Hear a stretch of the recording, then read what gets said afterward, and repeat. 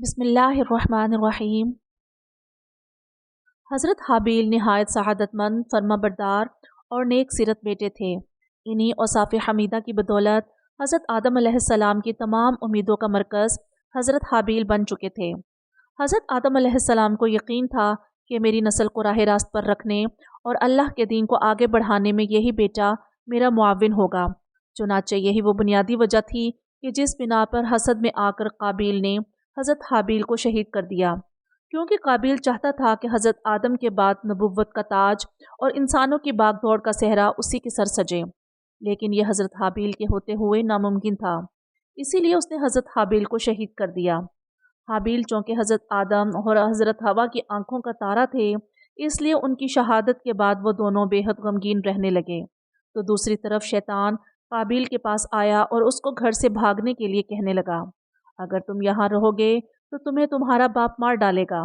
بس اسی قتل کے ڈر سے قابیل اپنی بیوی کو لے کر یمن کی پہاڑیوں میں جا بسا۔ اصل میں شیطان کو تو ڈر یہ تھا کہ کہیں قابیل توبہ کر کے حضرت آدم علیہ السلام کا تابعدار بیٹا نہ بن جائے۔ پہاڑیوں میں جا کر نسل قابیل خوب بڑھنے لگی اور وہاں اس کی کثیر اولاد ہوئی۔ قابیل اور اس کی اولاد نے ہی سب سے پہلے آتش پرستی اور پھر شیطان کے بہکاوے میں آ کر بت پرستی شروع کر دی۔ دنیا میں قتل و غارت، حسد و فساد اور بت پرستی کی بنیاد بھی قابیل ہی نے رکھی۔ حضرت عبداللہ بن مسعود رضی اللہ تعالی عنہ سے روایت ہے کہ حضور نبی کریم صلی اللہ علیہ وآلہ وسلم نے فرمایا، دنیا میں جب بھی کوئی ظلم سے قتل ہوتا ہے تو اس کا ایک گناہ حضرت آدم علیہ السلام کے بیٹے قابیل کی گردن پر ضرور ہوتا ہے، اس لیے یہ وہ شخص ہے جس نے ظالمانہ قتل کی ابتدا کی اور یہ ناپاک طریقہ جاری کیا۔ دوسری طرف حضرت حابیل کی شہادت کے بعد حضرت آدم علیہ السلام غمگین رہتے، انہیں اپنے جانشین کو کھونے کا بہت دکھ تھا۔ حضرت آدم علیہ السلام اور حضرت حوا علیہ السلام اکثر بیٹھ کر گھنٹوں آنسو بہایا کرتے۔ پھر ایک دن اللہ پاک سے حضرت آدم علیہ السلام نے یوں دعا فرمائی، اللہ پاک مجھے ایسی پاک اولاد عطا فرما جو دین کو پھیلانے میں میری مدد کرے اور میرے بعد بھی تیرے نام کو اور تیرے پیغام کو دنیا میں پھیلا دے۔ مجھے نیک اور صالح جانشین عطا فرما۔ رحیم و کریم اللہ پاک نے حضرت آدم علیہ السلام کی دعا قبول فرمائی اور پھر کچھ ہی عرصے بعد حضرت شیث علیہ السلام پیدا ہوئے۔ حضرت شیث علیہ السلام کی پیدائش پر حضرت آدم اور اماں حوا نے بے حد خوشی منائی اور اللہ کا شکر ادا کیا۔ روایت میں ہے کہ جب حضرت شیث علیہ السلام پیدا ہوئے تو اس وقت حضرت آدم علیہ السلام کی عمر مبارک 130 سال تھی۔ جب یہ تیسرا بیٹا پیدا ہوا تو اماں حوا نے ان کا نام شیث رکھا۔ عربی میں شیث کے معنی عطیہ خداوندی کے ہیں، مطلب اللہ کی طرف سے عطا کیے جانا والا خوبصورت و خوبصیرت تحفہ۔ شروع ہی سے حضرت آدم علیہ السلام نے حضرت شیث علیہ السلام کی تعلیم و تربیت پر خاص توجہ دی، کیونکہ آپ جانتے تھے کہ یہی اب ان کا جانشین ہے، اسی کو نسل آدم کی سرداری کرنی ہے۔ آپ علیہ السلام حضرت شیث علیہ السلام کو جنت کا احوال سناتے، اچھے اور برے کی پہچان کرواتے۔ جوں جوں حضرت شیث علیہ السلام بڑے ہوتے گئے، ان کی پوشیدہ صلاحیتیں اور والدین کی تعلیم و تربیت رنگ لاتی رہی۔ حضرت آدم نے ان کو درس و تدریس اور واعظ و تبلیغ کے خوبصورت اور منفرد طریقے سکھائے، انہیں دن و رات کی گھڑیوں کی پہچان کروائی، ان اوقات میں ہونے والی عبادتوں کی تعلیم دی۔ اس کے علاوہ طوفان نوح کے بارے میں بھی آگاہ کیا جو کچھ عرصے بعد آنا تھا۔ حضرت آدم علیہ السلام اور حضرت حوا علیہ السلام کو حضرت شیث علیہ السلام سے بڑی امید تھی، جس کی بڑی وجہ یہ تھی کہ ان کا ایک بیٹا قتل ہو گیا، دوسرا شیطان کا پیروکار بن کر کفر کے راستے پر چل نکلا۔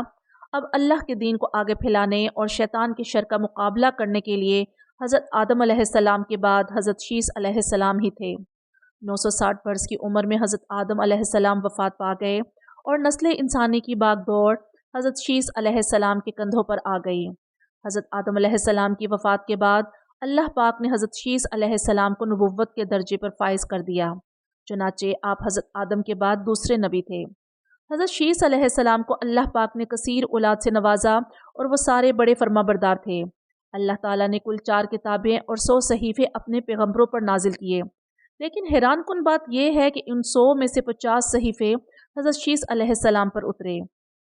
اس کے علاوہ بہت ساری احادیث پاک میں حضور نبی کریم صلی اللہ علیہ وسلم نے حضرت شیث علیہ السلام کی نبوت کا ذکر کیا۔ حضرت شیث علیہ السلام پوری عمر اپنی آل و اولاد کی تربیت میں لگے رہے ان کو یہی ڈر تھا کہ کہیں میری اولاد بھی میرے بھائی کی طرح شیطان کے پیروکار نہ بن جائے۔ آخری عمر میں حضرت شیس علیہ السلام نے گوشہ نشینی اختیار کر لی اور آپ کی اولاد آپ کے کام کو بڑھاتی رہی۔ دوسری طرف قابیل کی نسل اس قدر بے باک ہو گئی کہ حضرت شیس علیہ السلام کی آل اولاد پر حملہ آور ہوتے اور اناج وغیرہ لوٹ کر لے جاتے۔ دنیا کی پہلی جنگ بھی انہی دو نسلوں کے درمیان ہوئی۔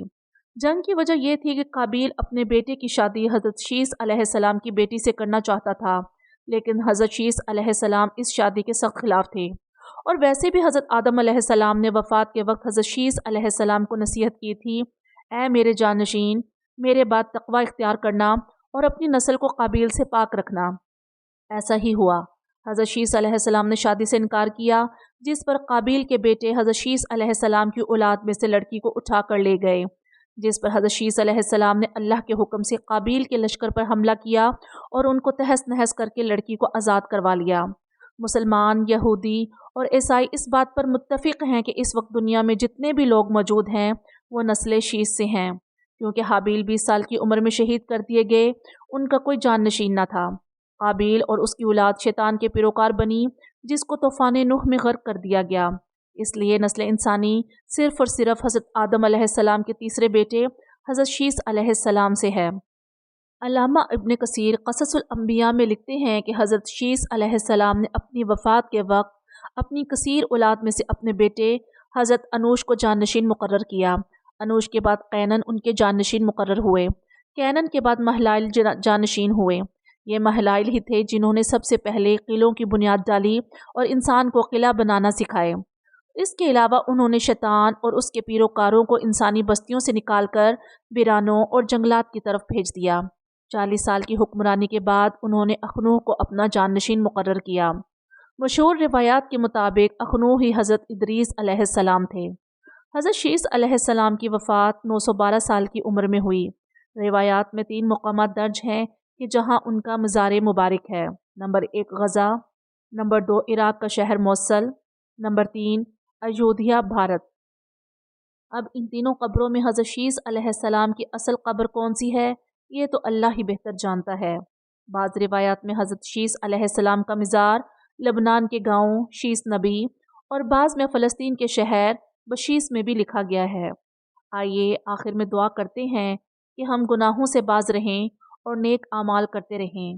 اللہ پاک اپنے پیارے نبی حضرت محمد صلی اللہ علیہ وسلم اور ان کی آل پاک کے صدقے میں بروز قیامت ہمارے حساب میں نرمی فرمانا، آمین۔ کمنٹ سیکشن میں آمین لکھنا مت بھولیے گا، نہ جانے کس کی آمین سے ہماری دعائیں قبول ہو جائیں۔